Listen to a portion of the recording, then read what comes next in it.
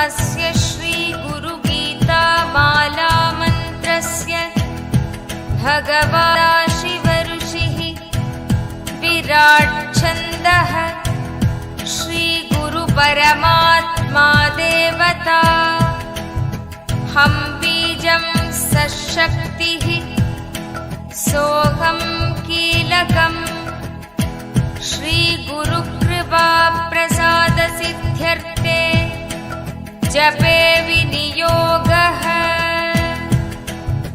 ॐ सां सूर्यात्मने अंगुष्ठाभ्यां नमः। ॐ हंसीं सोमात्मने तर्जनीभ्यां नमः। ॐ हंसूं निरञ्जनात्मने मध्यमाभ्यां नमः। ॐ हंसैं निराभासात्मने आभ्यां नमः। ॐ हंसौं अतनु सूक्ष्मात्मने कनिष्ठिकाभ्यां। ॐ हंसः अव्यक्तात्मने करतलकरपृष्ठाभ्यां नमः। ॐ हंसां सूर्यात्मने हृदयाय नमः। ॐ हंसीं सोमात्मने शिरसे स्वाहा। ॐ हंसूं निरञ्जनात्मने शिखायै वषट्। ॐ हंसैं निराभासात्मने कवचाय हुम्। ॐ हंसौं मतनु सूक्ष्मात्मने न्याय वौषट्। ॐ हंसः अव्यक्तात्मने अस्त्राय फट्। भूर्भुवः सुवरोमिति दिग्बन्धः। ध्यानम् हंसाभ्यां परिवृत्तपत्रकमलैः दिव्यैर्जगत्कारणम् विश्वोत्कीर्णमनेकदेकनिलयम् स्वच्छन्दमानन्दकम् आत्मखण्डचित्त।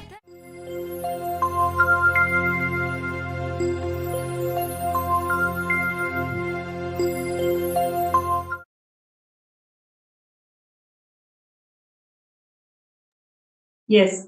So that was the most beautiful coronation of the Supreme Pontiff of Hinduism as the Mahamandareshwar of Mahanirvaniya Kala. And after this coronation, Swamiji has immensely contributed in the revival of this kingdom.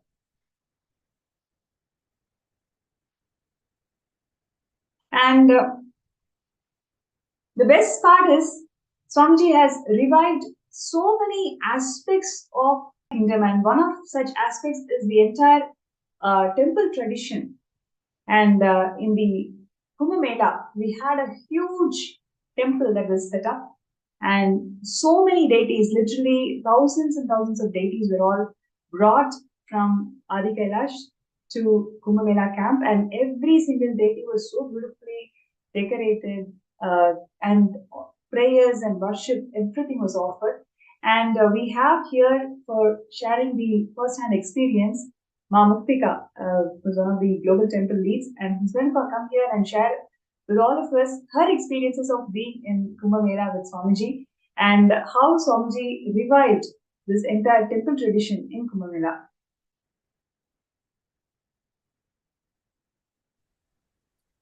Nithyananda, thank you, Ma Pranapriya. And it's an honor to even be able to share a little bit about what the significance and what it meant to even be in the Punya Kshetra, in a Tirtha Sthalam, right? Like how we experienced in Kumbh Mela. I think in one line, I don't think we can ever understand what it means to experience Kumbh Mela, to experience the Snan, to experience Sanatana Hindu Dharma the way we did when we went for Kumbh Mela. And I don't think any amount of talk or explanation ever prepares you for that experience. That is how powerful and that is how revealing the whole event ended up being for us, of people over centuries that have attended any Kumbh Mela.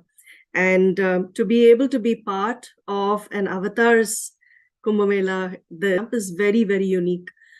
One thing that really stood out for me was the amazing aspect of how the temple was set up. It's almost out of this world and beyond human to have managed to have so many hundreds of deities, very carefully packed and readied and shipped, and not just the deities, but having the clothes, whatever it is that a deity needs for the seva, for what needs to be able to bring everything. Actually, Swamiji carried an entire town to Kumbh Mela. That's how I would put it. He has set up in that one camp, you had everything you needed to be part of a spiritual ecosystem. And the temple stood as the strong structure that held the ground for everybody. And the beauty of it is that when the temple was set up there, it actually involved and had the deities that represented all the. It is not just one place, but rather he brought the entire global presence to Kumbh Mela. It was phenomenal from, the way the outside structure looked, the beauty of the pillars, the beauty of the entire structure, to every micro detail of what needs to be part of a temple was actually there in Kumbh Mela.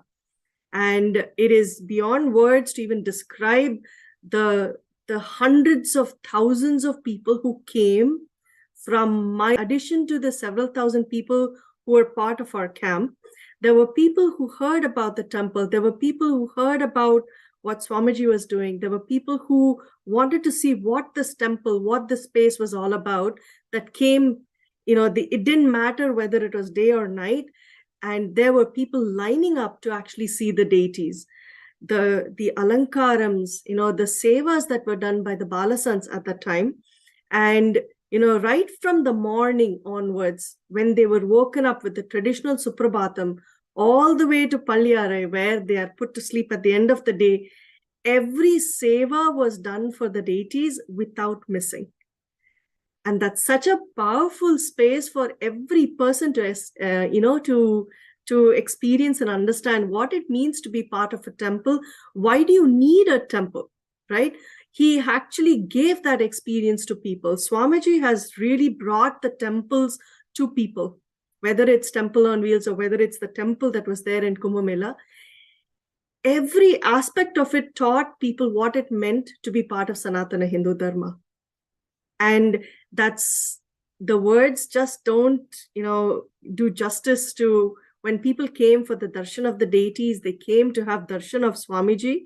They came to, prostrate in front of him and the deities to say how pleased and how happy they were to have come and had this darshan.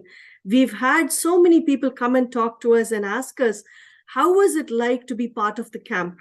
They were so, awestruck by what was happening. The amount of things that are, that relate to a temple that was made available to people was just astounding. And for someone having come from outside, and this being my first Kumbh Mela also, just like my Atmadaya, I don't think I was even prepared an ounce for what was in store. And to be a part of this global happening was just so fulfilling and so revealing, I would say, about my own, dharma, my own religion, my own way of life. It truly made a huge impact in how I perceived Sanatana Hindu Dharma. And the essence of why Swamiji is bringing this up and why temples was made so clear to so many people. Just the experience spoke volumes to everybody who had come there. When they saw how a deity is taken care of, what does the deity do, how the deity gets to, be your co-creator of your realities, how do they bless you, how do they energize you.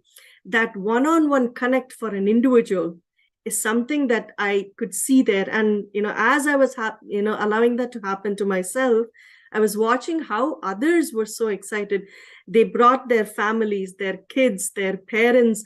I mean, people came in droves, I would say. The whole family was actually there. And they were just simply floored by what they received. And every day, Swamiji would be sitting there to give darshan. And I still clearly remember he would have both his hands outstretched. And when he blessed people, he gave them this huge, the laddus that were made in the kitchen there. People could hardly hold it in their hand. That's how huge it was. And you could see that feeling of, feeling so overwhelmed and so happy at receiving such a huge thing. The only thing people kept asking is how is this possible? How is this happening? But it is possible. And that's what Swamiji is showing us through this. The experience was simply out of this world. It truly brings you to understand, what is temple? What is the deity there for? Why guru? Every aspect, you get to have Vakyartha Sadhus. You get to have, the conversations with people randomly, visitors who come, people you have no clue who they are, but they are just ecstatic and they're very happy to be there, in Kumbh Mela and being part of this. People, in fact, travel for miles and miles and miles just to come and get Swamiji's darshan and to get the darshan of the deities, because they heard about the temple, they heard about everything that was happening, and they felt they couldn't miss it. And that is the beauty of it. And in fact, we had a huge set of hurricanes out there, tornadoes. And, I happened to be part of one. The amount of water and the amount of, what was happening around, the one thing I can say is our camp pretty much did not get affected. The whole camp was protected by Swamiji's energy field and the energy field of the deities. He showed it to us by our experience that this is how Sanatana Hindu Dharma works. This is how the presence of the deities, presence of a guru makes a difference in your life. And in normal life, I don't think people would, think of, they would look at like what Mahatma Deva was saying. You'd think, oh, there is Kumbh Mela that happens. There is, oh, this particular event happens. Oh my God, there are millions and millions and millions of people out there. It's an ocean of humanity.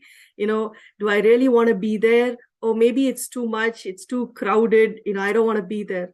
But the moment you are there, it just takes you on a journey by itself that is only meant to be experienced. For every one of us who feels the need for a temple, the need for being grounded in Sanatana Hindu Dharma, the need for why this makes a difference in our lives, right? How does it empower us? It was an essential journey for every one of us who made it there, and an eye-opening, revealing journey for every one of us. I mean, I can still not forget the entire structure, the way when you step inside the temple, the awe-inspiring nature of the entire space, and that pure devotion, more than you feeling, wow, it's that feeling of surrender and devotion that you feel that radiates, that just penetrates through you, it brings you into that space of being in commune with the divine. And that makes it so fulfilling. I just wanted to add to what you're saying, Mamtika, about 600 trucks of material was transported from Bidadi to Jain to make that entire temple set up, right? And all of these items, it's not just the deity, the entire paraphernalia, all the different items, so many things. Like it's like thousands and thousands of things that accompanied the whole deity structure, and every single thing it's not just bought by money. It's actually bought from a lot of hard work and tyaga of Swamiji. The details that he gets into in picking up each item and choosing each item for deity is something you cannot even comprehend. And the best part is, after buying all of that and assembling all of that, making this whole temple, at the end of the Kumbh Mela, I still remember, I used to be Mahant of Melbourne at that time, and few other Mahants, we all came and Swamiji said, okay, whatever you want, you can just go and take it from the whole store. I was like, what? And we were like little kids, just entered into the stall and then, okay, I want this. Probably we didn't even know the names of many of the things that Swamiji had collected. But the perspective that I really want to bring it out is how Swamiji is inspiring, right? It's after collecting all of these such precious items, assembling it and making this whole temple, and immediately he's giving nature the same thing in different parts of the world. It's all about enriching, constantly enriching in every level. That one thing I very clearly remember right after the end of the Kumbh Mela, how Swamiji called all of us and said, okay, you can go and take whatever you want from this entire setup. Actually, I clearly remember where each of us were saying, okay, look, in our temples, this thing will fit. It will fit. This particular one fits perfectly in our temple. Our temples are big enough, or this deity is there that needs this particular, the Prabhavali or the structure or the outside. It was just, and like you're saying, it just felt like being a kid in a candy store. That's how they say it. So you don't know what you want to choose and what you want to leave. And, I still remember, before, like Swamiji had said, there is absolutely nothing wrong in being, wanting that when it is for the greater good of humanity. Actually, with Swamiji, he brings that want also within us. I don't know, at least for me to go and take things for a temple, it's something so, I don't connect so easily to that. But so I'm sure many of the youngsters today, they may also be in the same page. But how Swamiji builds that interest constantly and makes us feel connected to the deities and feel that, okay, this is something which I want to do in my life, inspiring them in a very beautiful manner. And each being actually was carved in Kumbh Mela, I would say. Personally, I had so many powerful spiritual experiences, and in fact, my mother, she left the body as I was celebrating the Kumbh Mela with the whole camp. I got to hear that my mother left the body, and Swamiji brought her back to life. Giving it was such a medical miracle that doctors were completely astonished. They've clinically declared her dead, but Swamiji brought her back to life. After having to give all those experiences, spiritual experiences, personal breakthroughs, how Swamiji grooms each and every being amidst all this huge work that Swamiji is doing as Mahasadashiva of Mahanirvani Akada, and so many forward and taking Swamiji's guidance and how to advance Sanatana Hindu Dharma. There were several parishads where Swamiji grazed and gave his vision for Sanatana Hindu Dharma. When Swamiji is doing such huge work, he also finds time to simple disciples. Every single person, he ensures that, okay, that person is attended to. I still remember one of the single mother. She was a single mother. I don't want to name the person. She was looking for an accommodation, actually. And then she was looking for an accommodation, and Swamiji assigned one of the volunteers to look into it. After 2 days, and the whole camp is like filled with 15,000, 20,000 people. Amongst all those people, Swamiji picked that girl and then asked, "Is your accommodation sorted out?" And and then the girl said, "It is sorted out, but I still have this water problem." Then Swamiji assigns the next person and then say, "Okay, now go and fix that problem." And then immediately next minute, Swamiji says, "The blessings or whatever you asked will happen." So one hand, he's attending to this accommodation issues of one person. It's not an issue; it's actually fulfilling that being. And at the same time, in the Kalpataru Darshan, he's awakening third eye. And I remember, like, literally every day, 50,000 people used to come and take Swamiji's darshan in a way that people used to grab Swamiji's thumb and put it on their forehead, because everybody saw all the Balasins doing this phenomenal blindfold reading. and they want their third eye to be awakened so desperately. So literally, people would be grabbing Swamiji's thumb and put it on their head and thank Swamiji and go.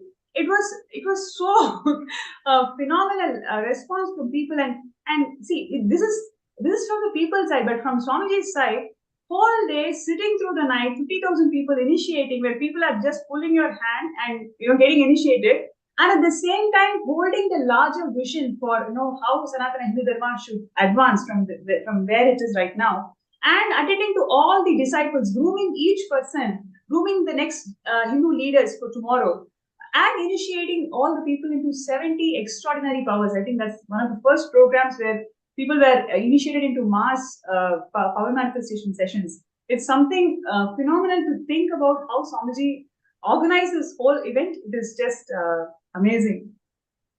I can never forget the deities, and the place. And I also remember that during even the main tent and the temple were the sanctuaries for everybody. Actually, Yes. It's a place where we were all kept safe. And imagine being able to sleep in the presence of the deities, right? Swamiji has made that happen for everybody.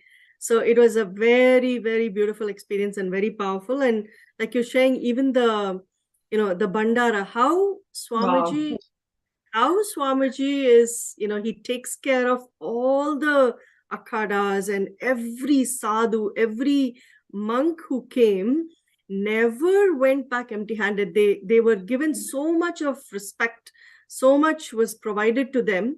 It is just phenomenal to see how Swamiji does all that. And like you very well pointed out, the micromanaging, both from being the guru for an individual to being the supreme pontiff of Hinduism. Yes. Right? Oh, that's beautifully put. It's like you are seeing such a huge an expanse of what Swamiji is. And this is also just a glimpse that we are even able to understand. But you get to see how he handles or how he manifests so much. And you really get to experience that as saying, look, he is the avatar. He is the guru of gurus. He's the Jagat Guru, that it is not, humanly possible for anybody else. And you get to experience that truly. And the way the Akhada, the Mahants and others who had come would be gracing our camp, how Swamiji would receive them, how we made sure that when the Bandara was happening, we were all serving. He in fact invited all the, the temple heads and all to come and serve to all the, the monks and everybody. Yes, I would like to just add, when you pointed out about Bandara. So Bandara is actually a feast that we invite other akhadas to come and visit our camp, and the entire monks of that akhada, they'll have the feast in our place. So it's a very, very special event. It is a proud moment for all of us to host people, basically. So please understand, we are a 5,000 member, 5,000 people in our camp, and most of us have not seen Kumbh Mela ever in our life, so we don't know what is Kumbh Mela. And more than 60% of people are from different parts of the world, so they have not experienced Hinduism at all. And Swamiji trained this whole group in serving the sadhus, right? So people coming from West, probably we don't even bend so low to serve food.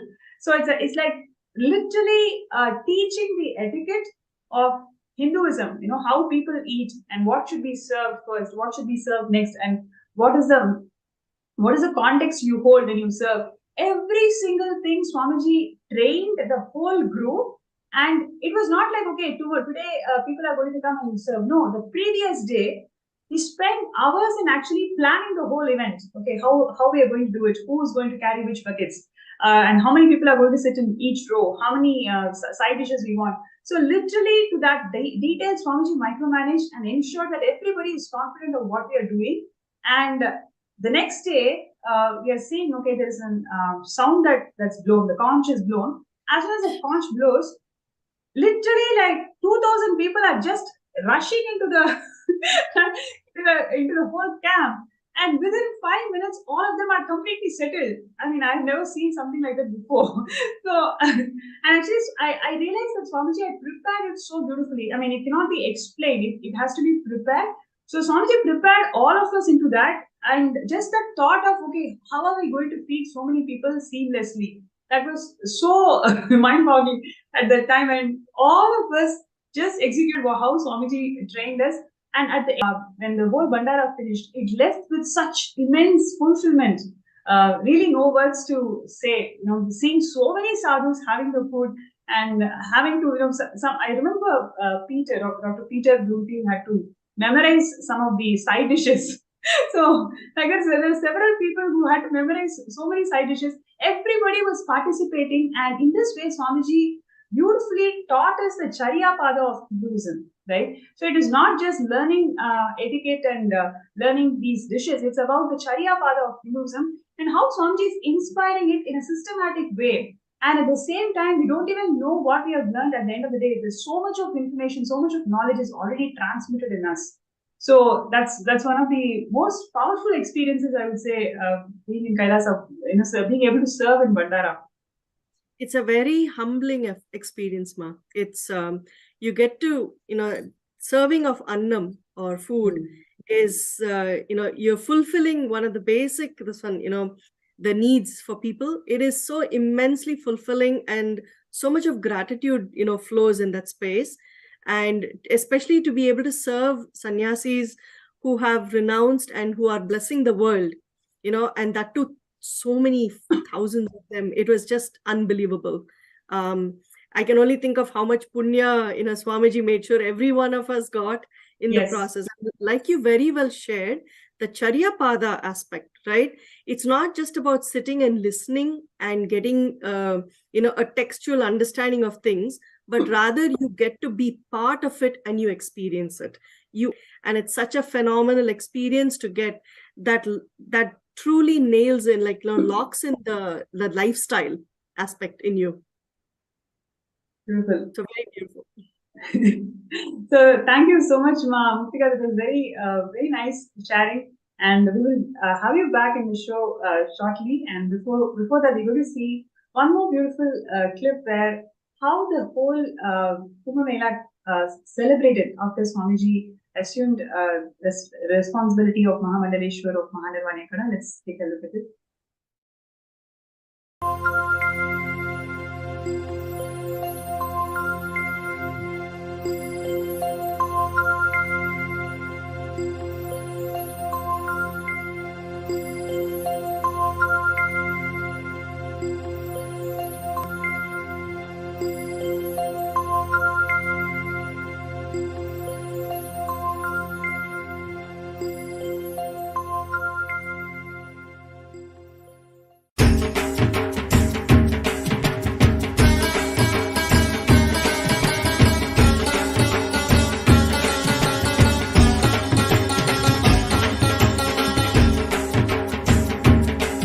Nithyananda, Hara Shiva Shiva Murahara Damar Bhaje. Nithyananda, Hara Shiva Shiva Murahara Damar Bhaje. Jai Jagadodharana, Jaya Nitya Jagadishwara Harana. Shri Nitya Jaya Nitya Hara Nitya Hara Paramahamsa Shri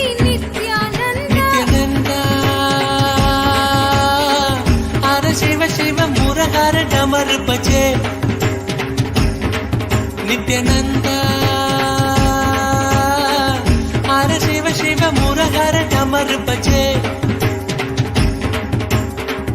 Jaya Jagadodharana, Jaya Nitya Jagadishwara Harana. Jaya Nitya Jagadishwara Harana. Shri Nitya Jaya Nitya Hara Nitya Hara Paramahamsa Shri Nithyananda, Hara Shiva Shiva Murahara Damar Bhaje.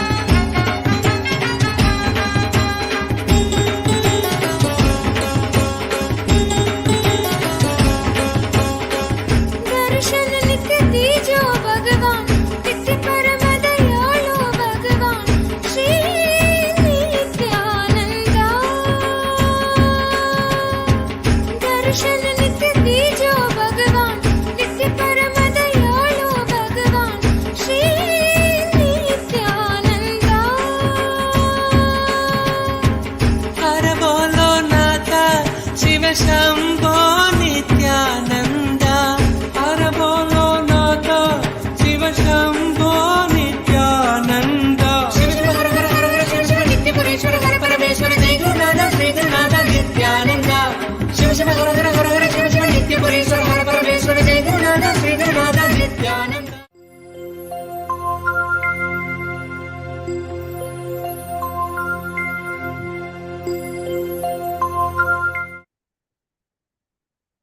Yes, I'm sure all of the viewers and participants are thoroughly enjoying this session, and this is a moment where all of us can understand the vastness that Hinduism has got to contribute, and how Swamiji is reviving every single aspect of it, every single part of it, and always, there is so much to learn from Swamiji and his life, and how he has revived the entire Kailasa. And one of the things that Swamiji is passionate for all the 30 years of his public life is Annadan. Annadan is something so passionate for Swamiji, and because of Swamiji's continuous effort, today more than 1 billion meals are served around the world, like Kailasa. And in Kumbh Mela, Swamiji had envisioned to serve 1 lakh people per day, and he was instrumental and guiding force of the entire workforce, in right from choosing the menu, right from choosing the construction of the kitchen, and how it has to be served. In every detail, Swamiji was involved in this whole thing. So we have a personal person who has been part of this entire exercise, Mahasadashiva from Baroda in India, and who's here to share with us her experiences of being personally trained by Swamiji in running this mega kitchen that can serve 100,000 people every day for more than 45 days. So Nithyanandam, everybody. Yes. After listening to beautiful experiences from Mahatmadaya and Ma Muktika, the way meticulously the chaotic cosmos had complete order, the same way how the beautiful temple exhibiting the ultimate Hinduism, I will truly appreciate the way Swamiji took care of the kitchen from scratch. The layout of the kitchen, where it has to be as per Vastu Shastra, to each and every menu, what will be cooked for breakfast, lunch and dinner, was absolutely decided by him.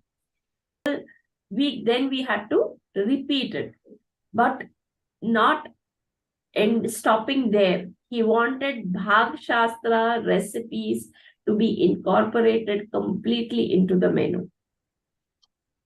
It does not stop here. He went a step forward, to the extent the calculation of the recipe was also to be followed as per Bhag Shastra. So if something was in Bhag Shastra mentioned that certain, there was nothing like grams in Bhag Shastra. There was always comparison to some stone or some equivalent thing. So we had to take that stuff and put it in the weighing scale, then compare it in grams and bring it ahead. So it was quite a task, but he wanted it executed to the T. He was so involved in this whole kitchen experience. He wanted abundant food to be flowing constantly to people. Every day, 1 lakh people were fed for more than 45 days. For more than 45 days. It was almost for almost 2 months that we were feeding more than 1 lakh of people.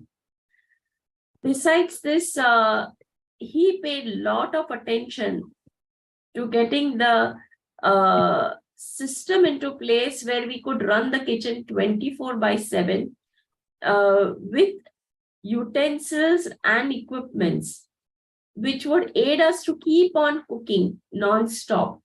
So literally there were times where we have given food out, every new fresh food out into the public place. For every 3 hours we would have food constantly being filled up, which was fresh.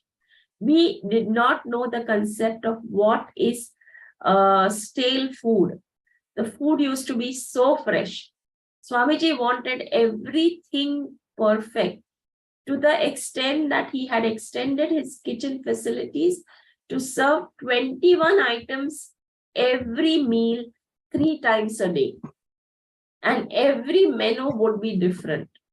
So imagine the kind of detailing that he had gone through with us, to the extent that even when he would give us the approval to buy a pan, suppose he told us to buy a huge pan which is electric and which is going to cook only 15 kilo. If we would say that this pan will cook only 15 kg of vegetable, or if this will cook only if the person is saying 15 kilos, then you consider it as 12 kilos and what. He would be so perfect with his calculations that exactly that was happening. Also, the way he wanted that everybody should be completely fulfilled when they leave the campus. He took care that even the Tirupati kind of laddus that we made, they were so big that you needed 2 hands to fill it up, right? And we were making it. And I remember to get the size approved for the laddus, it took us practically 3 days, because he was never happy with the size. We started with the one small which was coming between the 2 hands, to the extent that we had to leave the hands open and the whole laddu would be sitting there. So he had to spend so much of his time even teaching us how to cook the exact size he wanted.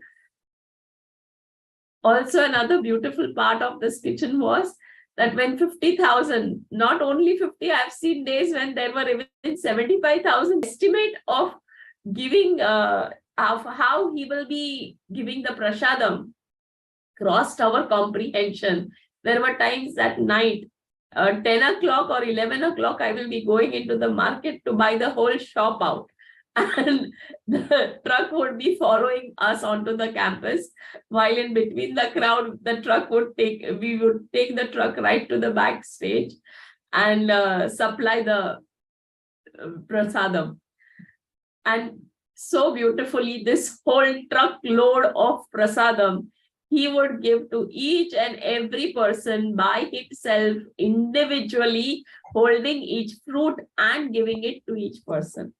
It was not that we devotees were distributing the prasadam. It was he himself, truckloads. And this was the load after the laddus were over. And laddus were being made in hundreds of kilos. After this prasadam would come. So imagine the kind of effort he had put throughout, and every day he was giving this darshan. Besides this, the way we used to shop vegetables, it used to be in the figure of somewhere close to 450 to 500 kg per day. Maybe even more I have bought. So the most important thing was that he exactly knew how many things would be existing in the kitchen randomly when he would walk through the kitchen. Every day morning, before he would go to the satsang hall, he would take a round of the kitchen. He would see that everything is running perfectly all right. At times, we have seen him talking to the cooks also, as well as he would see to it that we all are settled and the show is running beautifully. Also in the evening at around 4:35, he would take one more round of the kitchen and assure us that everything is going to be fine. We would only be standing there. Actually, for these 2 months, when we have run the kitchen, everything was taken care by him himself. It was just that we were present there and we enjoyed the show that was happening. We did work, but the whole show was literally managed by him end to end. And it was, I tell you, from running a kitchen of just 5 people in the house to running a kitchen of 1 lakh people was an experience by itself. And it was too awesome an experience that we had of running this kitchen. At times it was overwhelming, but it was so beautiful that every situation we could see Swamiji's presence there, and he managed everything. Yes, especially during the hurricane. As Ma Muktika said, that our campus was the only one saved, intact. We did not have physically damage, or the shades were not broken down, nothing. And especially when the kitchen was concerned, we lost, I think in the evening, the hurricane started at something like 3:34. And we were preparing tea at that time. We had a team of 17 cooks running in 3 shifts. So imagine the kind of automation he had created, or he had envisioned that we should be having, that with 17 cooks running in 3 shifts, we could manage the whole kitchen for 1 lakh people. And also, Shiva Priya, yes, ma'am. I remember that so well. Okay, because we had this storm coming. I remember being inside. Yes. Of course, this temporary structure that was created. One side was Swamiji on stage. The other side, I looked, the hall was getting empty. I looked up and the structure was obviously, because the storm, it's a very real storm coming at us. And, the whole structure was shaking. So for a moment, I was thinking, wow, what's going on? Ran out because I was like, okay, nobody's here. Nobody's going to tell me what to do. I've got to figure this out. Walked out. One side, I saw these, on the kitchen side, actually, these metal sheets were flying off. And I was like, okay, that's not the way to go. I'm going to go the other side. And I went the other side. Anyway, after all of this happened, and Swamiji diverted the storm to a safer, literally diverted the storm. He went into the storm, diverted it away. Nobody was hurt. And after everything settled, we were having tea and snacks. Yes. Like, we were just, the kitchen never stopped, whether it was flood or we were making tea. Yes. And we were going through the hurricane, and suddenly lights went. But fortunately, I don't know how, but we had the candles to run the whole show. From somewhere where we got the candles today, I don't even remember that. But I know we had lots of candles running in the kitchen. And the kitchen kept on working. It is hurricane. Okay. Then once I think I went out to see what Swamiji was doing, I saw him walking through the storm, and he was indicating the clouds to move out. And oh my God, that was a sight worth seeing, how the clouds were obeying him. Nothing went wrong. To the surprise of everybody, at 7 o'clock, we had the dinner served in complete darkness. We did not have light on the campus, but definitely the dinner was not delayed.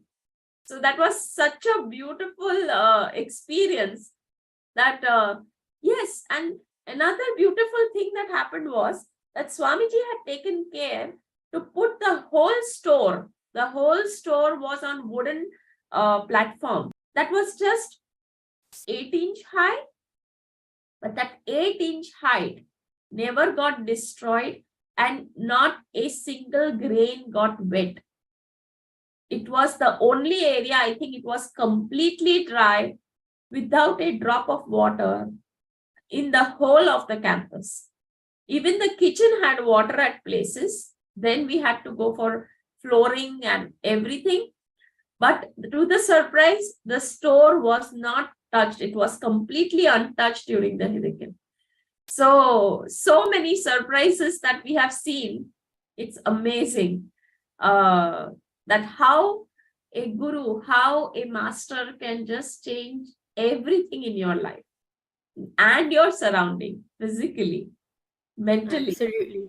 He was on that side. The storm was actually on the Yes. kitchen side. Yes. And to my, it's like there's not not even a beat missed. There wasn't a single meal missed. The first No, few days no, when the never. program started, we had a flood, right?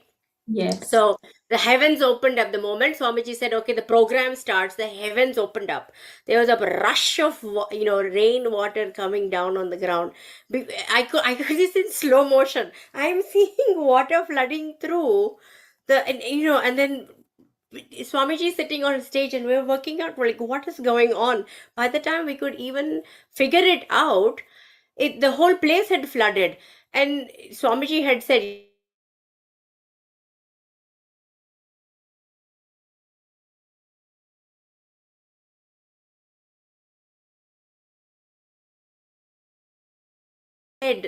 everybody in the kitchen could have said, the team lead could have said that, okay, now half our roof is missing, so we can't cook, or this part is flooded, we can't cook. It could have very easily in the outside world. This is a very valid reason why something should stop, right? I mean, here in England, when we have a bit of extra snow, or if we have extreme weather, even a little bit, the trains stop because and there's delays of all sorts of things. But there, not even the tea was missed. It was on time, and snacks. Bizarre. We've just been through this. Literally, I'm facing. What am I facing here with this storm? And the next thing, it's like, okay, tea's ready. And Just and still furthermore, he took care while the Shahi Snans, as Mahatma Daya was explaining, that we all were out on the Shahi Snan day, and we, the team people, we used to load the trucks with food and sharbat for people to drink during the walk.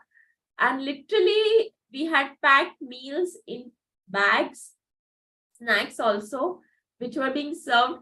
And there were that he had told us to serve it even to the public standing around. Literally, we used to give calls that, okay, we need one more truck, let's get more supply, and we would be serving it to the crowd also and our sangha. But he would just open up his whole arms and serve everybody, especially where Annadhanam was concerned.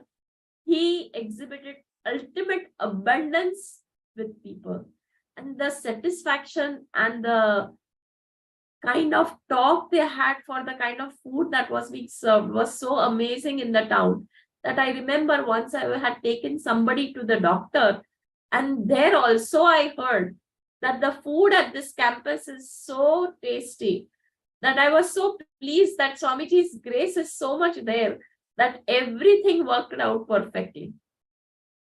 Every dimension he took care, so perfect. To the extent I tell you that randomly he would come with the figure from his quarters that this is the kind of oil that we are having. We need to order more of oil. We would wonder, where is this coming from? He is in his quarters. How would he know how much of oil we are having?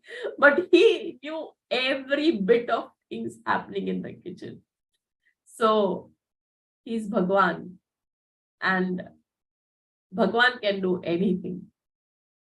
That is my experience. Especially when you live there, when you see every moment. At times till 11:30, everybody's sitting in the satsang and no food is cooked. And suddenly the realization comes that it is 11:30 and 1 o'clock. We are supposed to serve food. And the satsang is going on. Oh, you are just 5 of you in the kitchen preparing the whole lunch. How will it happen? But all the machines go on and things used to happen. I tell you, it was a dreamland that we have lived for 2 months. It was a complete dreamland, only where God exists. Where Bhagwan is there, everything is possible. Wow. Yes. That's really so beautifully put, much more bigger things, much more advancement is what is happening today. And Swamiji has established the Kailasa as a First Nation for all the Hindus out there, and bringing the legitimacy in every field of Sanatana Hindu Dharma. whether it is education, whether it is religion, or whether it is spiritual sciences. In every little field where Hinduism can contribute, Swamiji is building this legitimacy. And today's segment is about Kumbh Mela, where it's nothing but the congregation of all the sampradayas and traditions, how Swamiji was beautifully able to inspire the entire humanity into this in all levels, in all the four padas, whether it is spiritual Jnana Pada, meaning 70 spiritual powers, all of us were initiated, and we had yoga and Charya lifestyle, how so many aspects of Hinduism Swamiji was able to simply impart into the whole humanity with lot of pleasant and unforgettable memories. It's been 2 years now, but still, as we all talk, we just feel that we are already there, living that moment with Swamiji. So that is the whole beauty of Sanatana Hindu Dharma and how Swamiji is beautifully reviving. And would like to ask all of you your thoughts, why everybody should be part of this movement, which is literally empowering the whole humanity into this way, why everybody should be part of this movement, and what is Sarvanya Pita? How is Sarvanya Pita going to contribute towards this movement?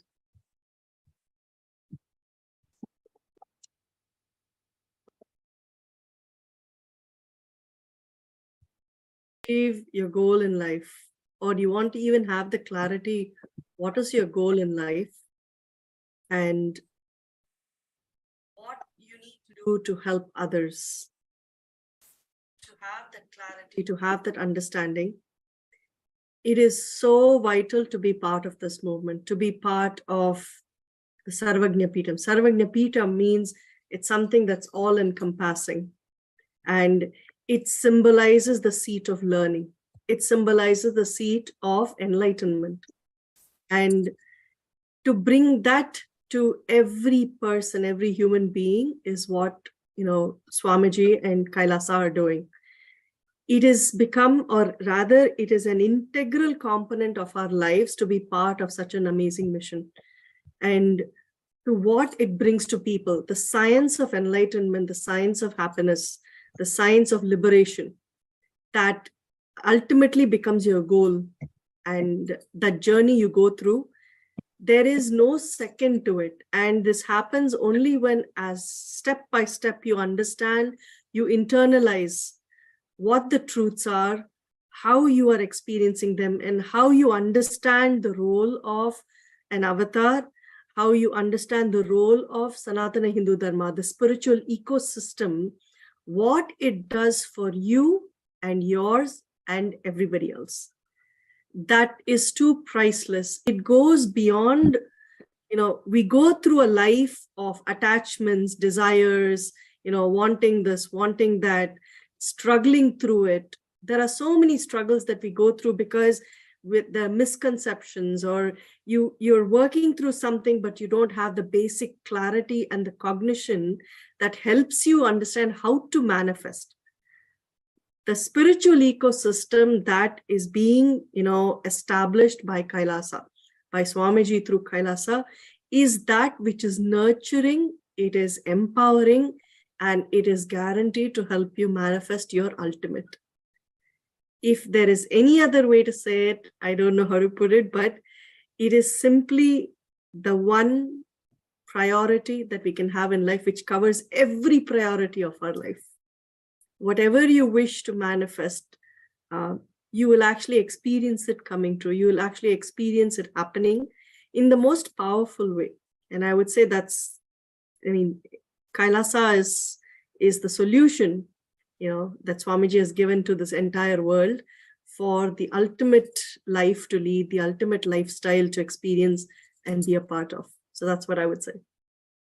Yes. Yeah. And Kumbh Mela is one of the largest congregation, largest festival in the world. And how Swami this festival to its original authenticity, like this, there are so many different elements, so many different components of Hinduism Swamiji has revived in last 30 years. And there is many more things to revive is on the plate. When Kailasa is going to be open for the whole of the humanity, it's going to be a huge positive explosion that we are all going to experience. Now is the moment where everybody can decide to be part of it. Even if you have made an intention before, today you can redo an intention, redeclare an intention, saying, yes, now I really want to be part of it and I need Swamiji's blessings. So I request everybody to sign up in sksjp.org/contribute and show your intention. Take the step today and show your intention, how you would like to be part of Sarvanya Pita. And when Swamiji is making the whole Kailasa happen, and then this year, the whole Kailasa is going to be open for the whole of humanity, we are all going to get back to the celebrations, more programs, more and more excitement with Swamiji. So to make this happen, we want all of you to be part of this movement.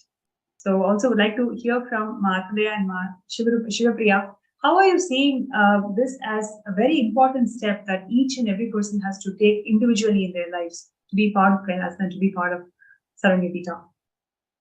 See, actually, when Muktika was sharing, for me, it's very simple. I'm going to exist regardless, because of course, I've taken birth. Each one of us have taken birth, so we're going to exist. Now, just because we've been talking about Kumbh Mela, I can share with you that for me, it was being part of actual ecosystem that Swamiji is reviving.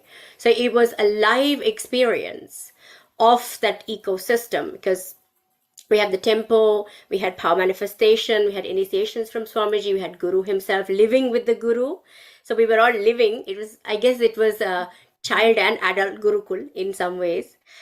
So we were learning, we're having powerful cognitions, sessions with Swamiji, satsangs, and then there's food, organic, sattvic food provided. So the whole ecosystem Swamiji made available. Now, existing in that ecosystem, learning the powerful cognitions, and then like having flood and storm happen, which is natural things that happen, and they easily would have put any one of us into powerlessness.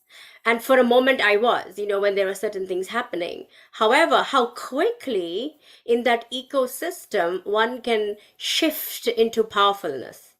So that was it's a live experience.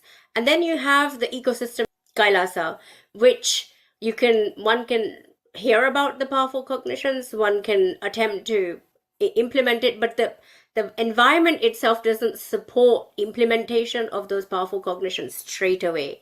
So if I were to say it in a very simple way, I would say that we are going to exist regardless, because we've taken birth. Now it's up to us to choose for ourselves consciously a ecosystem that is going to build us powerfully inside out, not just in society where we get to show that we are powerful and inside experience powerlessness and not have the support network which can bring us out of that space quickly when we ever get into that space.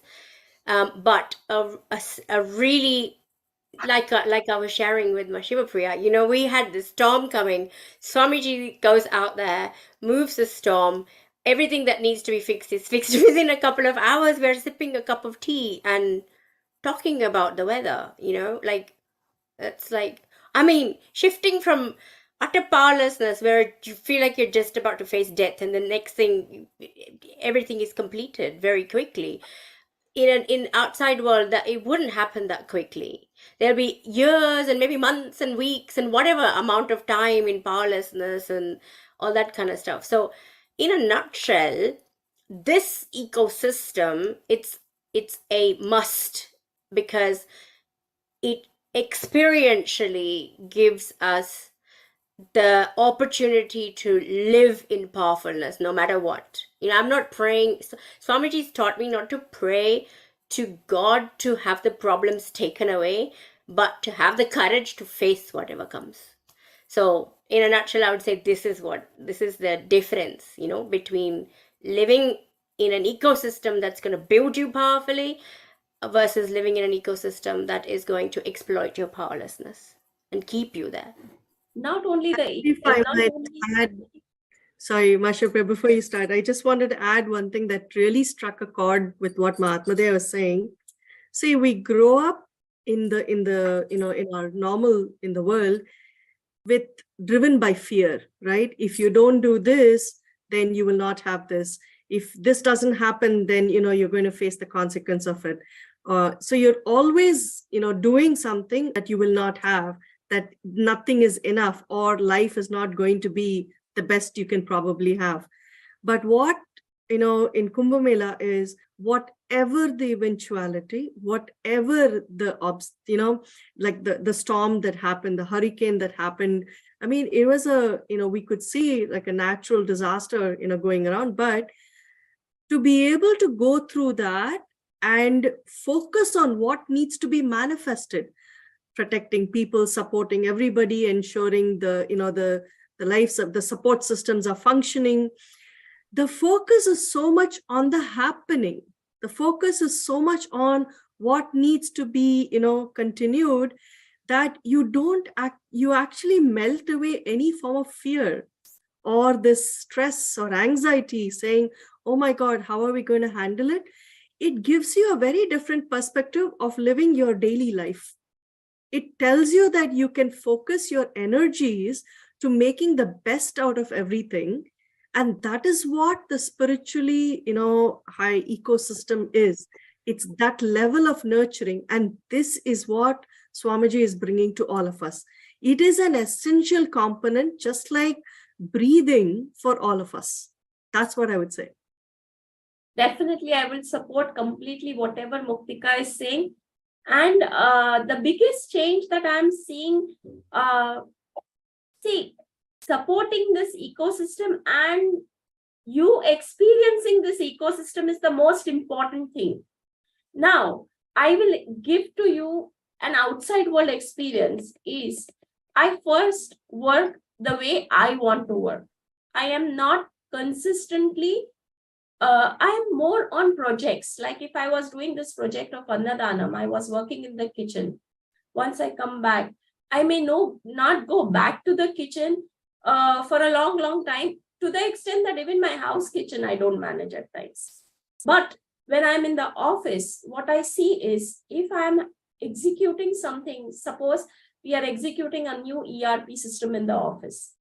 Now, when I'm managing to see that the 200 people, I'm first seeing the human resistance for a change that is happening, which I can see today. This is because of Swamiji, that you are able to see what people are going through. Now, how do you break it? There is no namaskar without chamatkar.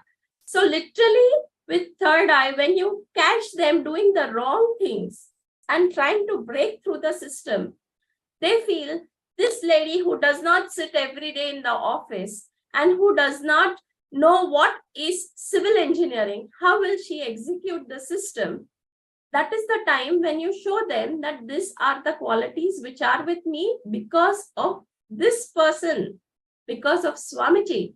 And I'm telling you, this is the point where you will see the inner awakening, the third eye awakening literally living through you.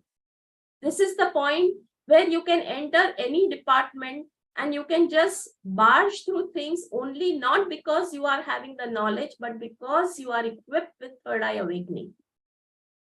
When you are an SJP, your commitment level changes to support this ecosystem. When you are an SJP, your whole view, why you want this ecosystem to expand, changes. And you will be able to exhibit it to the extent where people literally feel, wow, what is this happening? To the extent where you can show them that this mistake that you have done is not a sin or it's not a crime, but the mistake done and to find the mistake and to correct this is most important.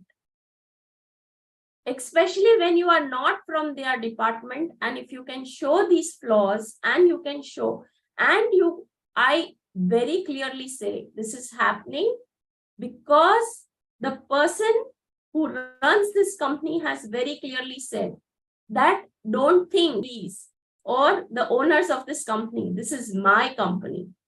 This is the kind of care that he takes for us. This is the commitment that he has given to us. That is why it is so important to support this ecosystem. That is why it is so important that you be the SJP to experience a lifestyle which is completely different. This is, and it is to be experienced. It will not come in words. It will not come It is an experience to be an SJP.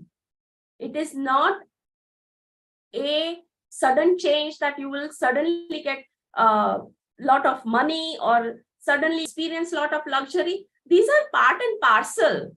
This will come your way. But the most important thing is you will be able to command your life and the surroundings in a much better way. Beyond tension, without you knowing that you are going to have the breakthrough, the paths will just open.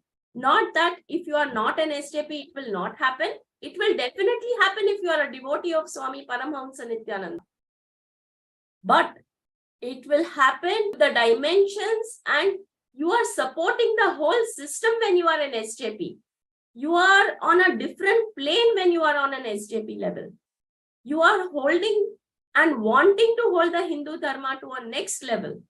That is why you have to be the SJP, because the command in your language when you are speaking for Hinduism will be totally different when you are an SJP. You have stood up for Hinduism. That is why you have to stand up for SJP. This is my only request. Come, be a part of SJP and experience what it is to be an SJP. So with this, I will end here from my end. Yes, Ma Pranapriya, you can continue now. Yes, thank you so much for sharing that. And like you beautifully shared, right, the clarity and the confidence and the purpose, higher vision for life, simply you'll start manifesting moment you say yes to the Sarvanya Pita. So I'm sure many of us have been thinking about it, and you don't know what are the next step, how to go about it. The intention is there, but I don't know how I'm going to manifest it. First thing is sign up and start your journey today. Take a small step, and everything starts with you saying yes to it. Actually, and in this panel already, a couple of them are SJPs, and many people. If you go and connect to each person, they would have amazing stories. Just as their journey of SJP itself is a beautiful thing to learn about. Like, it's not like it happened in a day or anything, but rather how Swamiji works on each being to mold that being and become an SJP. It's a journey by itself. It's a spiritual journey by itself. So I invite all the participants and viewers to take a few minutes to start this journey. Only when you start this journey, you will see the immense support system that you have, the way Swamiji holds your being. Every single Sarvanya Pita Yajaman always says this. They just feel the intense presence of Swamiji. Whenever they want, he's just there. So this amount of strength that you can radiate is something phenomenal, which everybody has to manifest it. So I request everybody to sign up and take a step towards it. And this step that you're taking today will definitely be rewarding, and you're going to be part of the history, reminding all the participants about what Swamiji shared in Jayanti. Being the founding fathers of Kailasa is something which nobody can miss.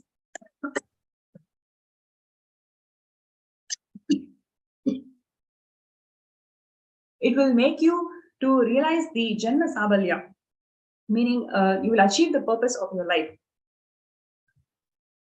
Actually, if I might add, Ma Pranapriya, being an active manifester of realities for yourself and supporting that of others makes us go a long way compared to passively sitting back and wondering if somebody else can help.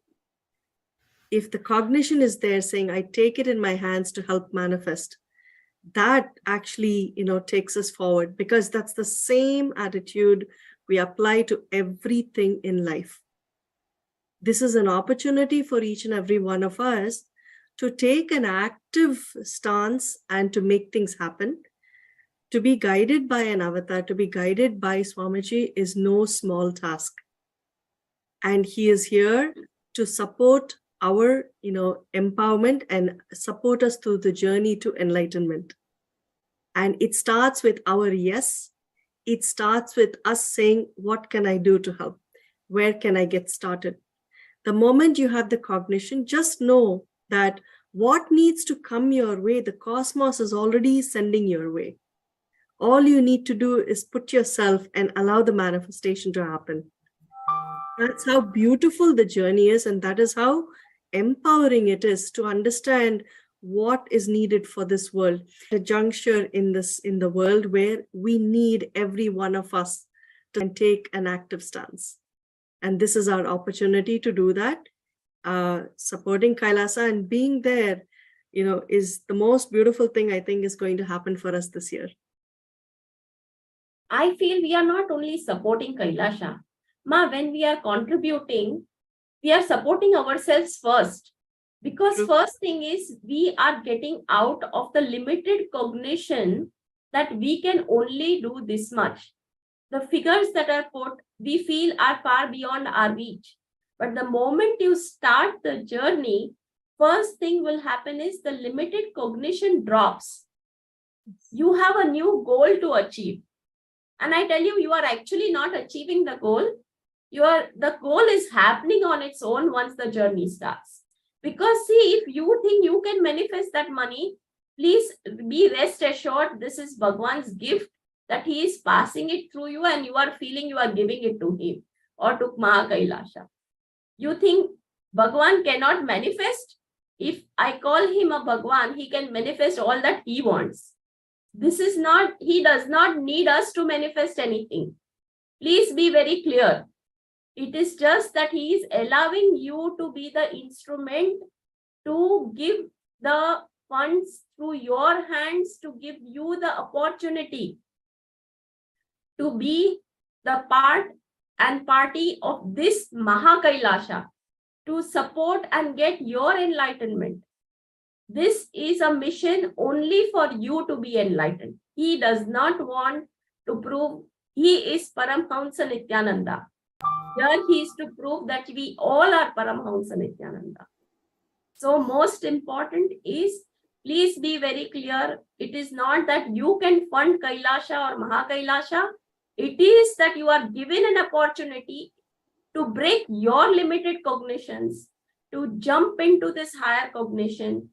And imagine if you can create this well, or you feel you can create this well, imagine you can break so many other cognitions which are limited, because everything in our material life is related to wealth. So I feel this is a chance that he is giving us, that we should break our limited cognition and take the leap to be the SJP and celebration of this earth. It's a collective infrastructure, because in society, this wherever we are, wherever people gather, there is an infrastructure, right? So there is a way, like a food lifestyle, clothing lifestyle, etc. Anywhere we go, even outside, where outside of Kailasa, there is infrastructure, whether it's public transport, whatever that infrastructure is.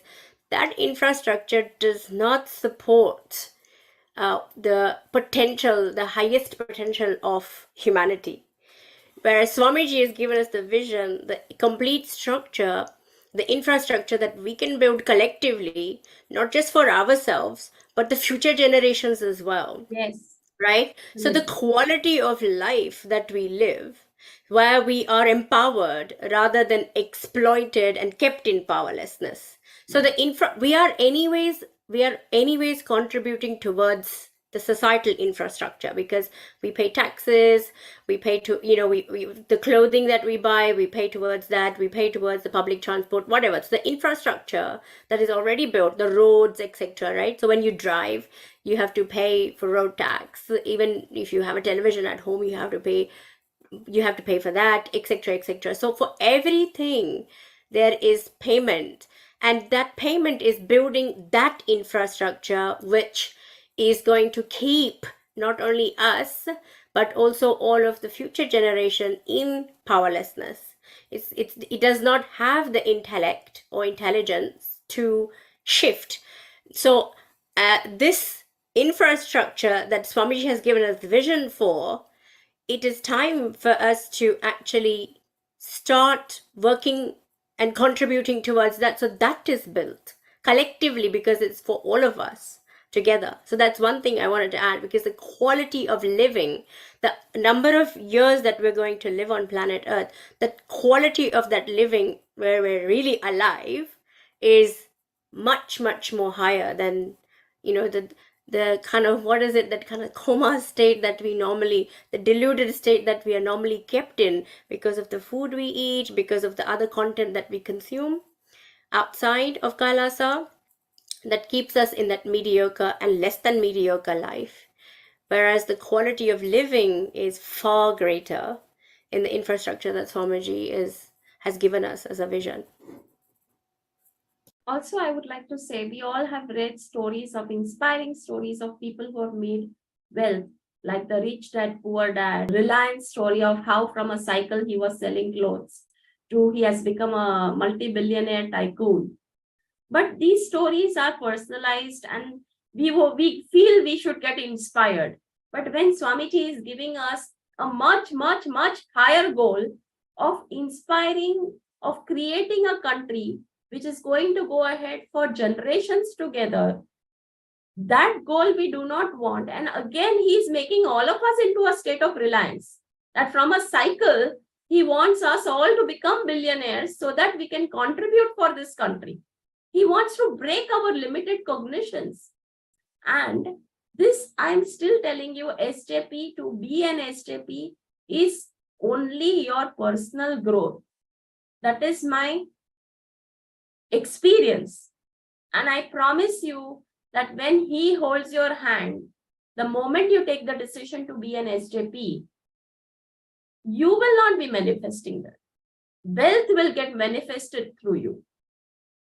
He makes you the reliance, everybody the reliance, but not to buy the huge gold cars and huge houses, but to build the Mahakailasha for the generations to come, where the ecosystem for Hinduism is going to be alive, where you, the way you talk, the way you walk, the way you live will be exhibited in our coming generations also, where they will be proud to wear the Rudraksh, where they will be proud to put on the Kumkum without feeling ashamed that they are Hindus. So if you want the future generations to live this ecosystem, we all have to stand up just with a commitment that yes, we will be the SJPs.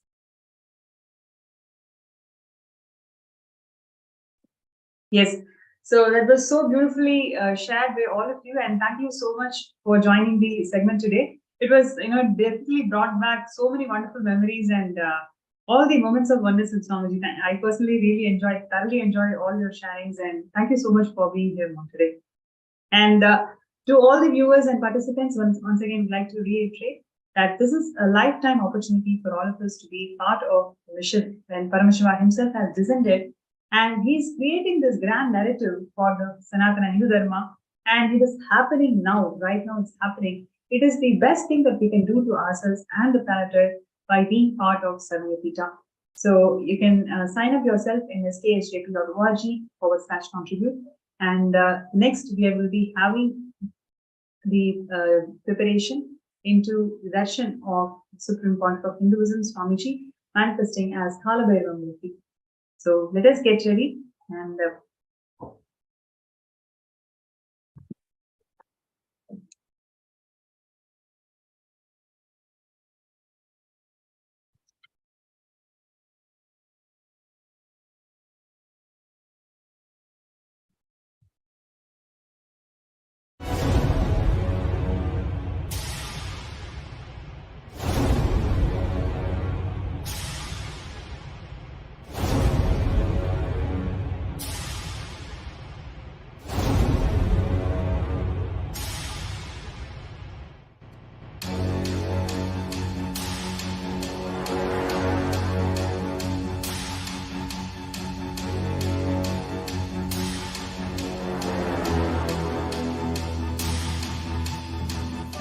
understand, literally last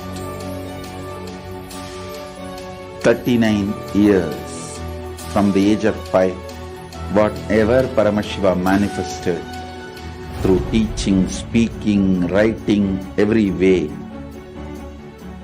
condensing the whole thing and presenting it to you all as experientially in these 21 days through this Jnana Charya, Jnana Kriya, Jnana Yoga, Jnana Jnana is Mahaparamashivoham. For just Paramashivam. Rituals to be just Paramashiva. Yoga just being Paramashiva. Jnana just Paramashiva. This Mahaparamashivoham is like literally the ultimate journey in a most safest way.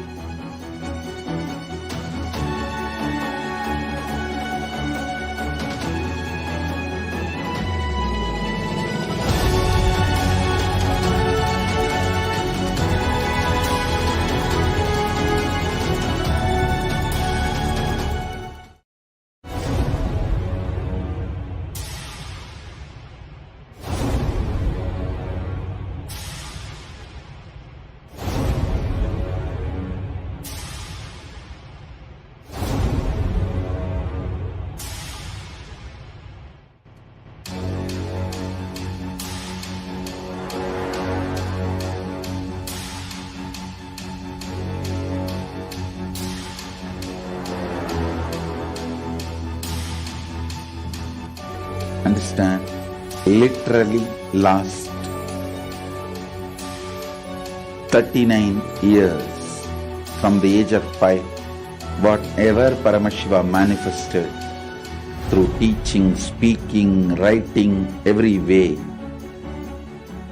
condensing the whole thing and presenting it to you all as experientially in these 21 days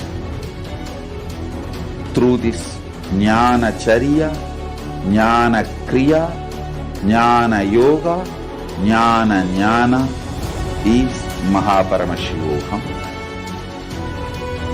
Lifestyle for just Paramashiva. Rituals to be just Paramashiva. Yoga for just being Paramashiva. Jnana just Paramashiva.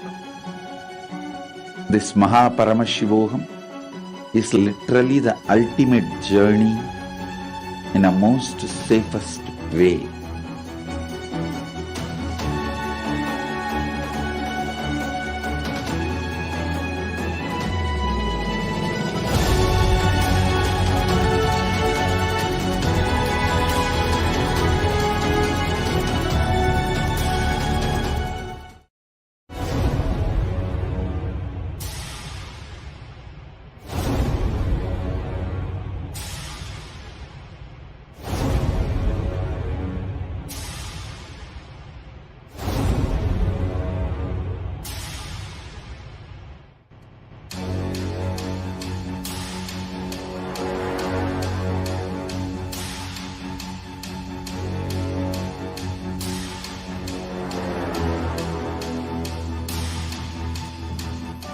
Understand, literally last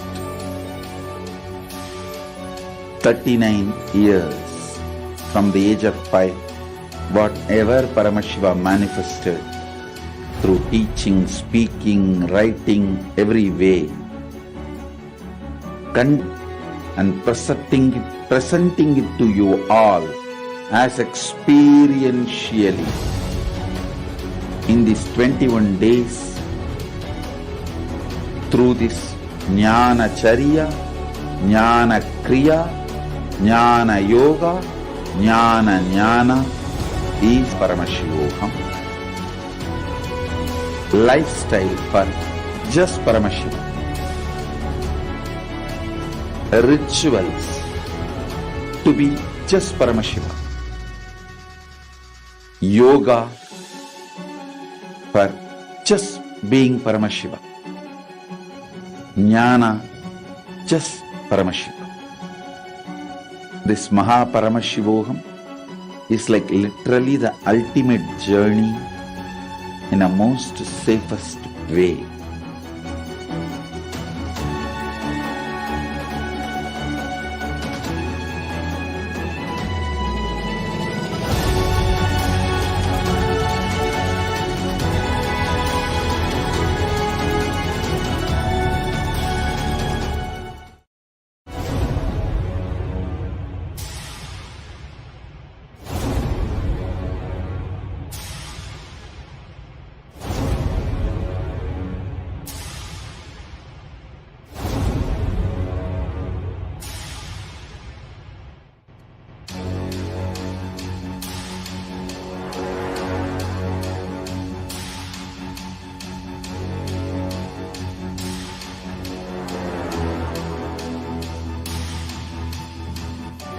Understand, literally last 39 years, whatever Paramashiva manifested through teaching, speaking, writing, every way, condensing the whole thing and presenting it to you all as experientially in these 21 days through this Jnana Charya, Jnana Kriya, Jnana Yoga, Jnana Jnana is Mahaparamashivoham. Lifestyle for just Paramashiva. Rituals to be just Paramashiva. Yoga for just being Paramashiva. Jnana, just Paramashiva. This Mahaparamashivoham is like literally the ultimate journey in a most safest way.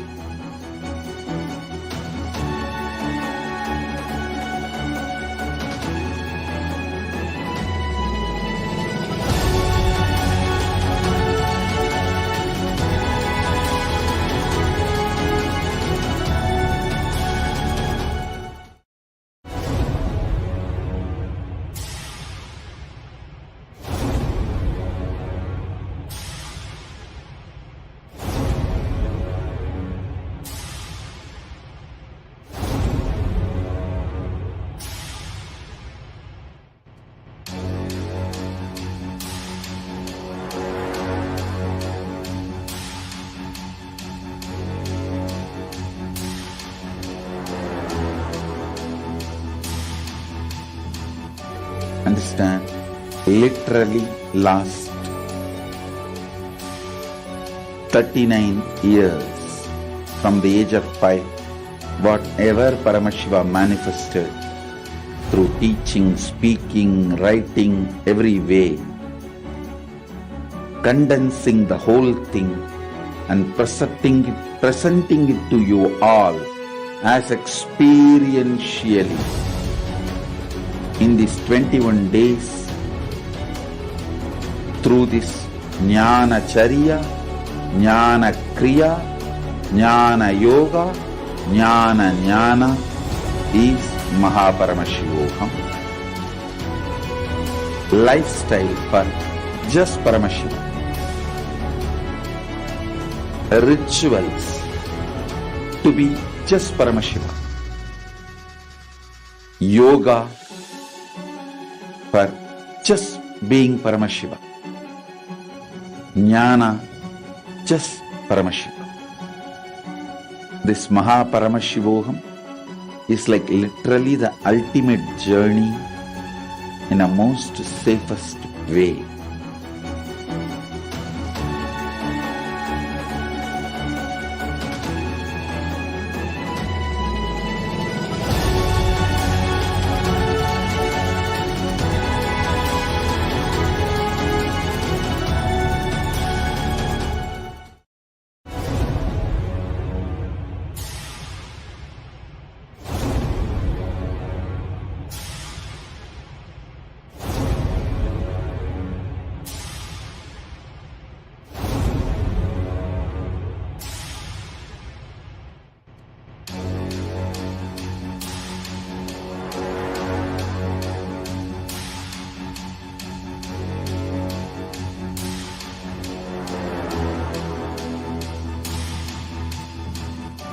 Understand?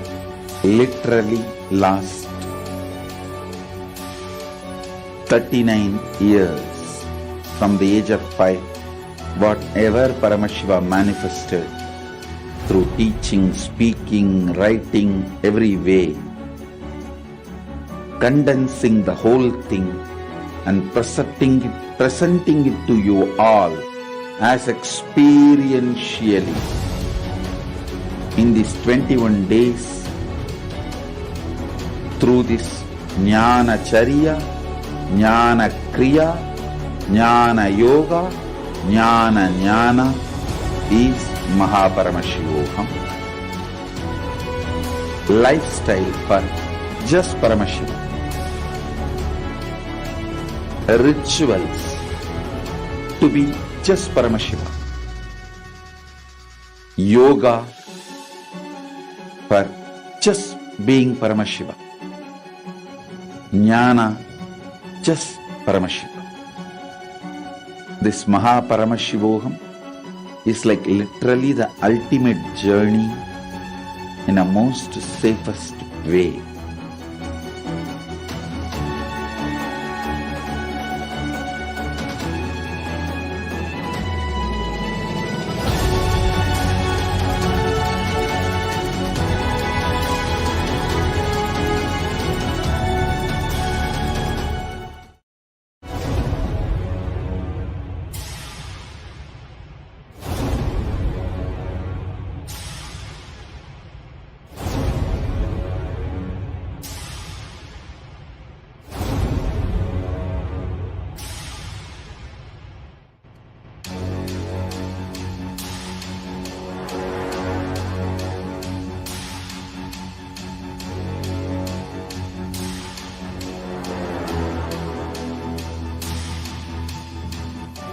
Understand?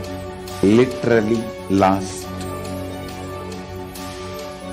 39 years from the age of 5, whatever Paramashiva manifested through teaching, speaking, writing, every way, condensing the whole thing and presenting it to you all as experientially in these 21 days through this Jnana.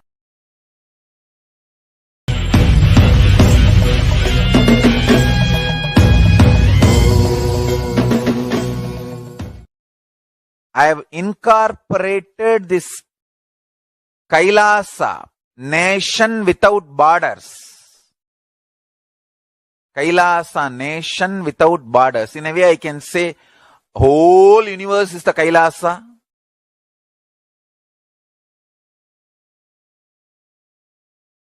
Kailasa, nation without borders. I've incorporated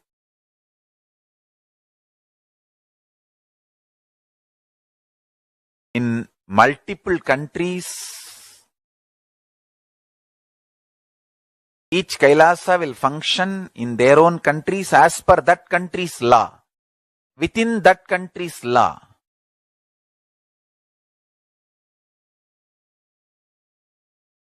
Understand? The Kailasa is revived to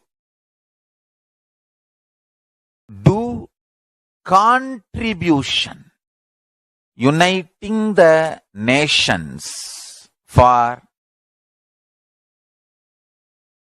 contribution. Hinduism, Veda Agamas have great things to contribute to the world. Like the great power manifestation science, the ancient culture and arts, the ancient lifestyle truths, the ancient medical practices and medicinal knowledge, the ancient indigenous cultural heritage and jewelry, dance, music. In every level, Hinduism has so much to contribute. Veda so much to contribute. To share all this with the world. To contribute to the world.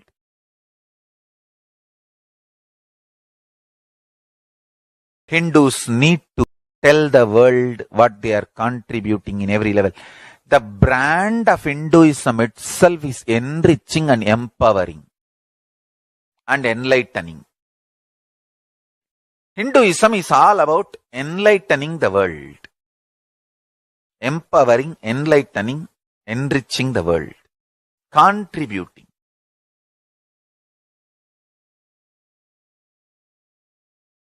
That is our spiritual life. That is our spiritual strength. That is our spiritual core principle.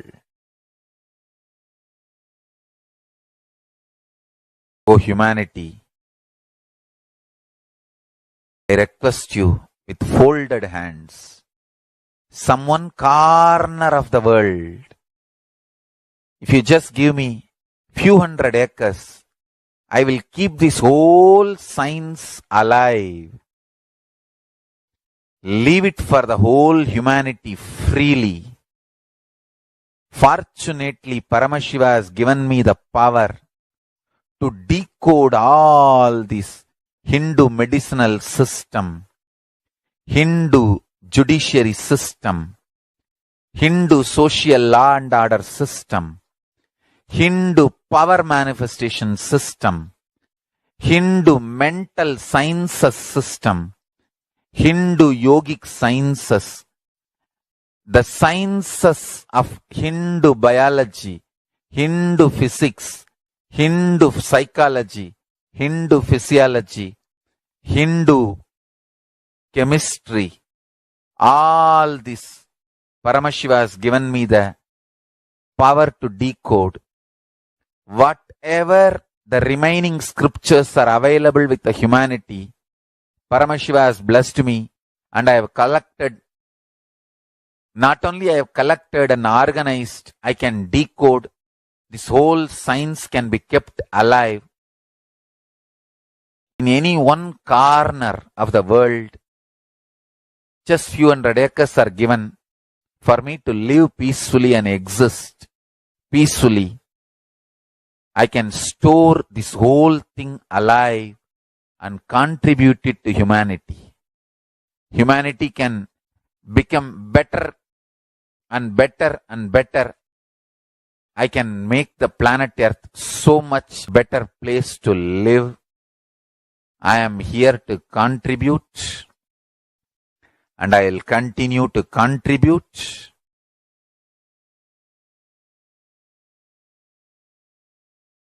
As long as I am allowed to live, I will contribute. I have collected all the remaining available scriptures, maybe 2 crore books. 2 crore means 20 million, I think, books on Hindu physics, Hindu chemistry, Hindu biology, Hindu physiology, Hindu psychology, Hindu law and order, Hindu social system, the power manifestation sciences of Hinduism, yogic sciences of Hinduism. I have collected, and Paramashiva has given me the blessings and power to decode. I have decoded and continuing to decode them. If the humanity, somebody is kind enough to give me few hundred acres in one corner of the world and let me live peacefully, I can keep all these scriptures there and go on sharing with the world, revealing these whole sciences to the world, and go on contributing. I don't need anything other than one cup of curd rice every day. That's all. A cup of curd rice per day over. I can go on be giving this to the world. I can add to the world. I can make the world better place to live. That's all I have to say.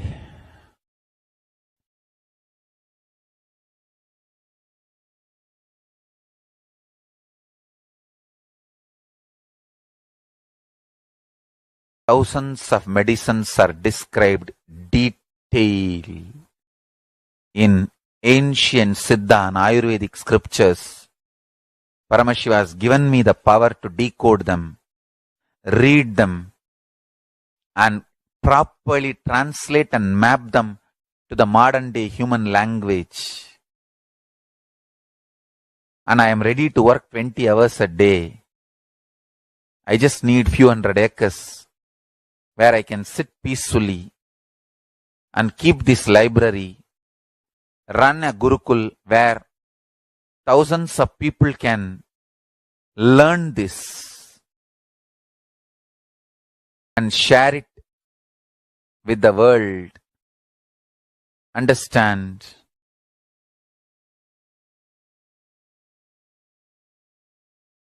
I am only interested in contributing.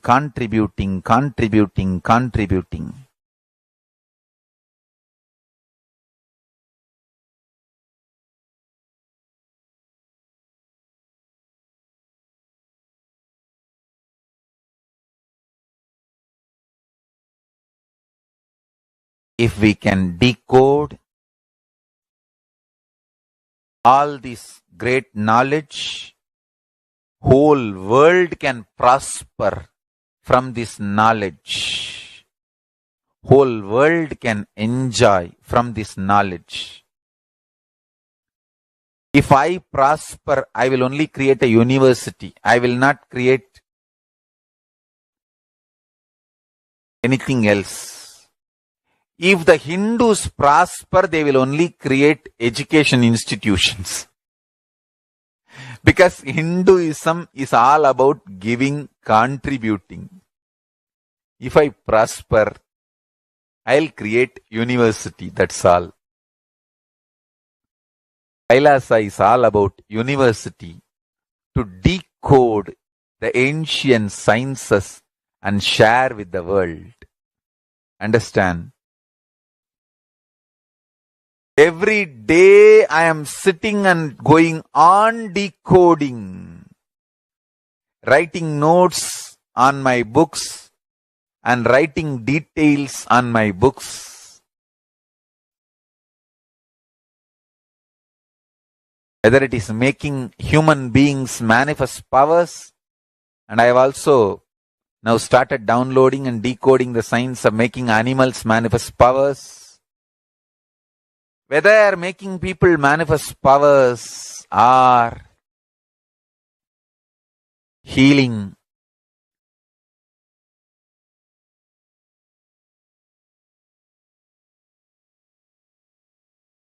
in every level, life is all about contribution.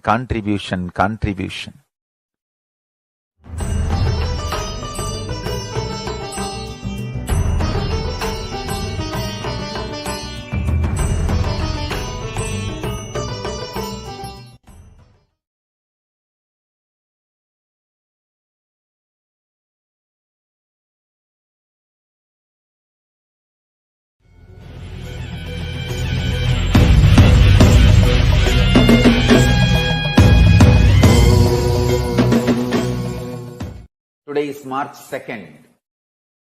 Worst assassination attempts I faced on this very day. Literally.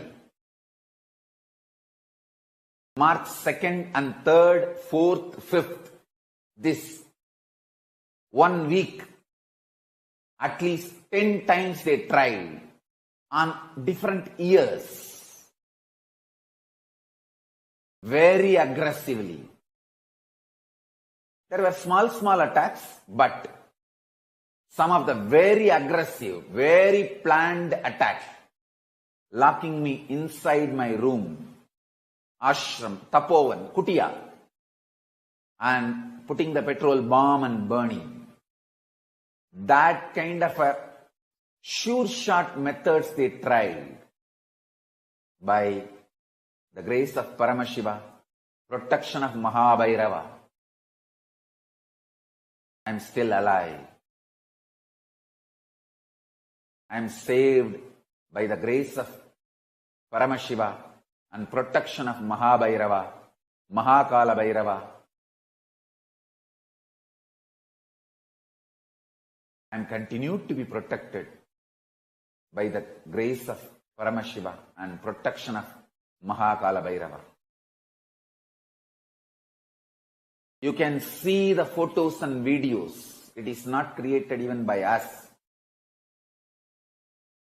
It was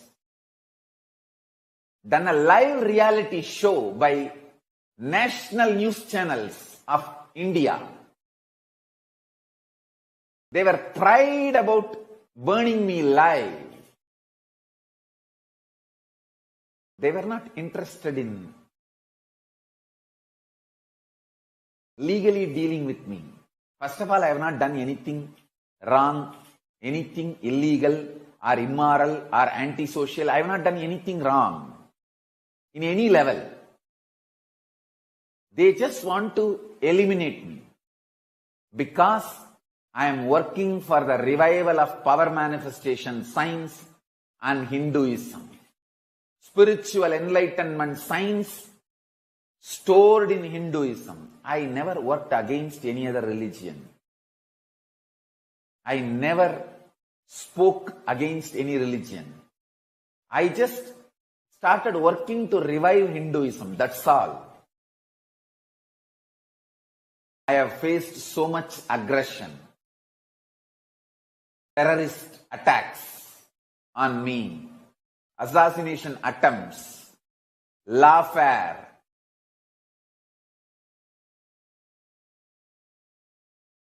hate speech, every level.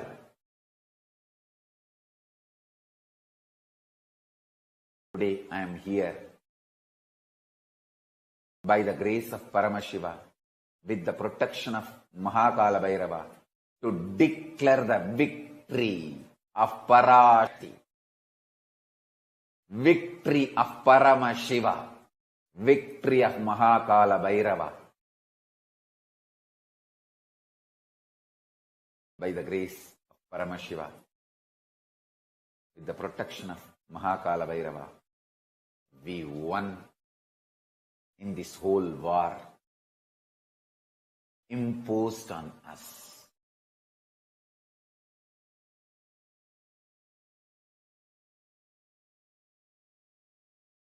Understand?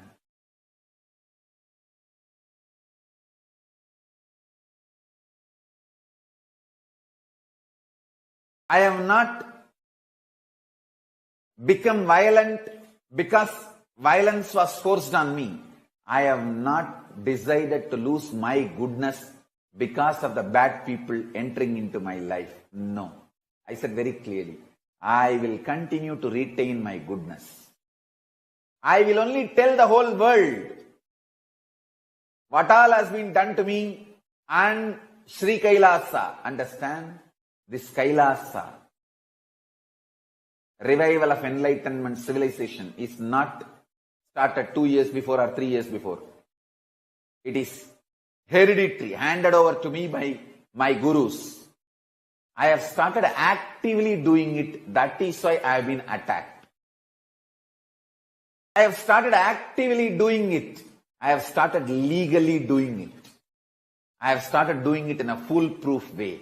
I have started telling the world the persecution Hindus are going through. I have started telling the world the non-violent tradition of Hindus.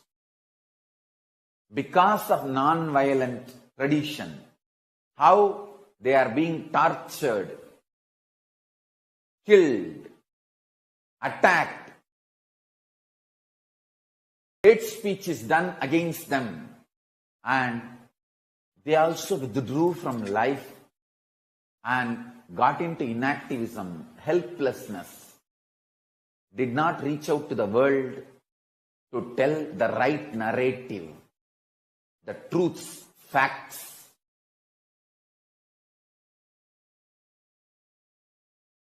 Even now, Hindus are being portrayed all over the world as terrorists, even after being attacked. They are attacked, but they are projected as terrorists. They are killed, but they are projected as aggressors. Because we did not tell the world, in the name of non-violence and tyaga, we became inactive. Ahimsa, non-violence, should be practiced actively, should be told to the world with a right narrative. How, even after being abused, attacked, hate speeched, destroyed, killed, assassination attempts, still we continue to maintain non-violence and ahimsa because we believe in it. We live it. We be and live and believe. We are being, living and believing. Non-violence and ahimsa.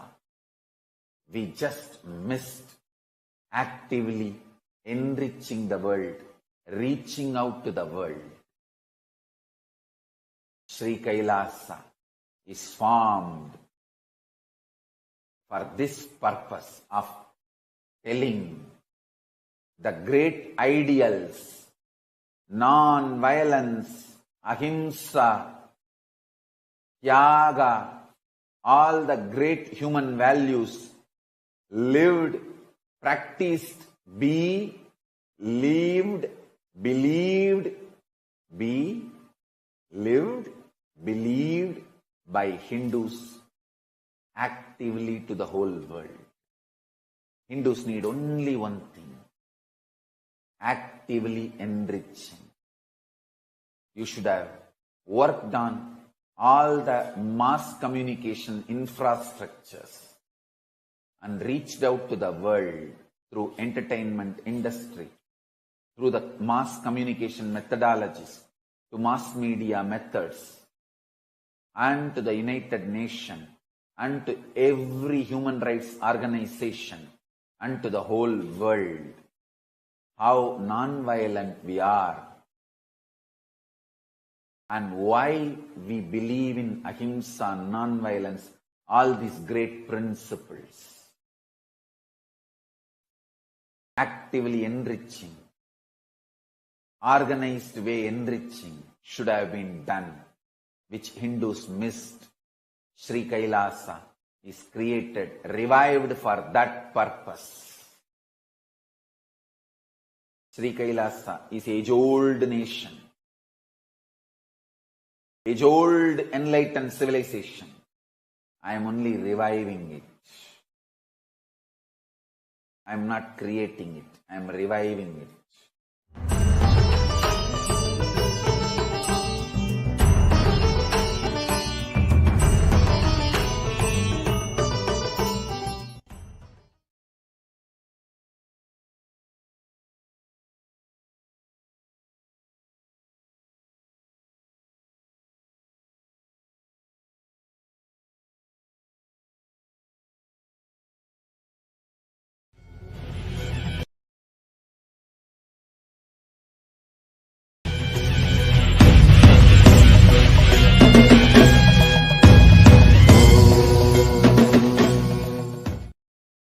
I have incorporated this Kailasa, nation without borders. Kailasa, nation without borders. In a way I can say whole universe is the Kailasa.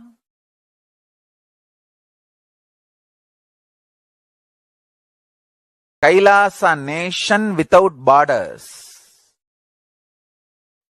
I've incorporated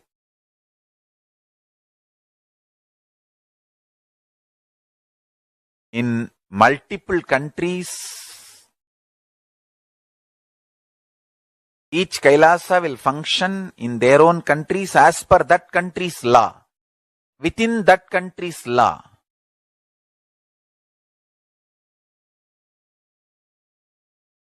Understand? The Kailasa is revived to do contribution, uniting the nations for contribution. Hinduism, Veda Agamas have great things to contribute to the world.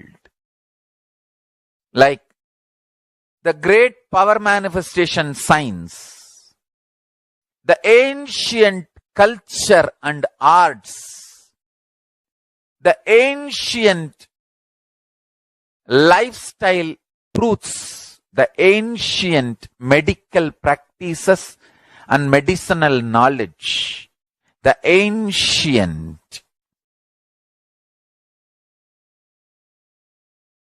indigenous cultural heritage and jewelry, perfume, dance, music.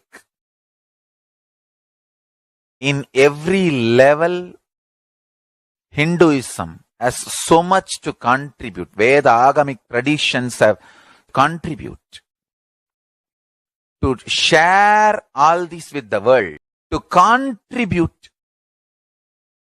to the world.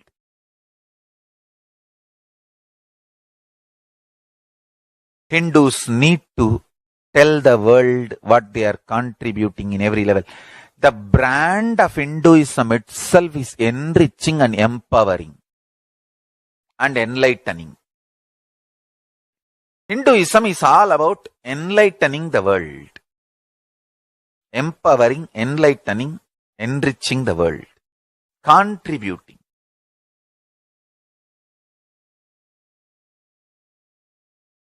That is our spiritual life. That is our spiritual strength.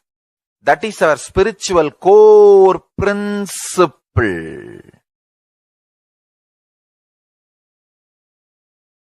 O humanity, I recommend some one corner of the world. If you just give me few hundred acres, I will keep this whole science alive. Leave it for the whole humanity freely. Fortunately, Paramashiva has given me the power to decode all this Hindu medicinal system, Hindu judiciary system, Hindu social law and order system, Hindu power manifestation system, Hindu mental sciences system, Hindu yogic sciences, the sciences of Hindu biology, Hindu physics, Hindu psychology, Hindu physiology, Hindu chemistry, all this Paramashiva has given me the power to decode. Whatever the remaining scriptures are available with the humanity, Paramashiva has blessed me, and I have collected. Not only I have collected and organized, I can decode. This whole science can be kept alive in any one corner of the world. Just few hundred acres are given for me to live peacefully and exist peacefully. I can store this whole thing alive and contribute it to humanity. Humanity can become better and better and better, I can make the planet Earth so much better place to live. I am here to contribute, and I will continue to contribute.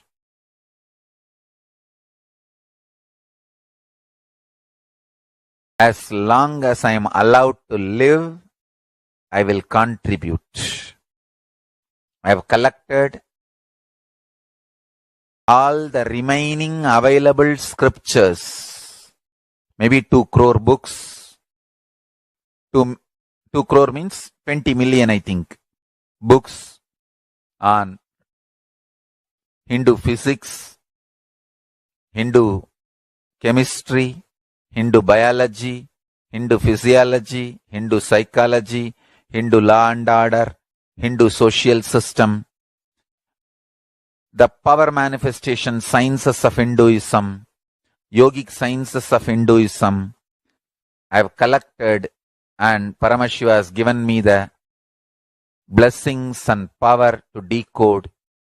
I have decoded and continuing to decode them. If the humanity, somebody is kind enough to give me few hundred acres in one corner of the world and let me live peacefully, I can keep all these scriptures there and go on sharing with the world, revealing these whole sciences to the world, and go on contributing. I don't need anything other than 1 cup of curd rice every day. That's all. A cup of curd rice per day over. I can go on be giving this to the world. I can add to the world. I can make the world better place to live. That's all I have to say.